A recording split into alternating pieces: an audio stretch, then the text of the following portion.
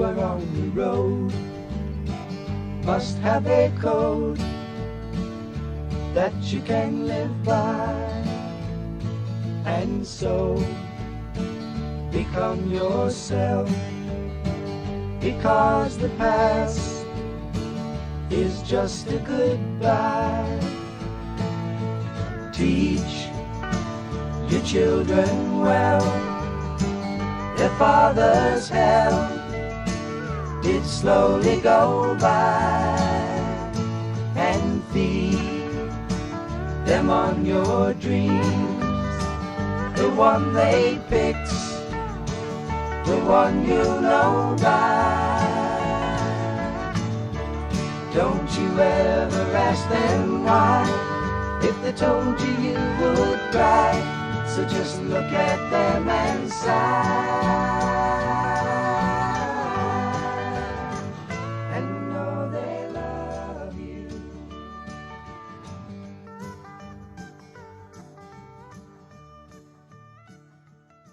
The first thing that I did when I came out of college was I went to work for the Houston Post as a reporter.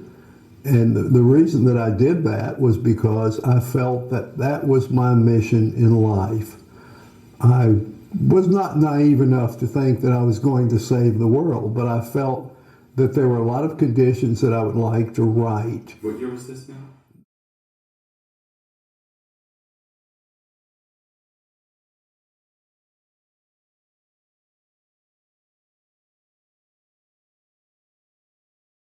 Started playing with them, and I watched my father, who had just walked up to the parent, who was the horse trainer, and my father did not shake hands with him, but he greeted him very politely.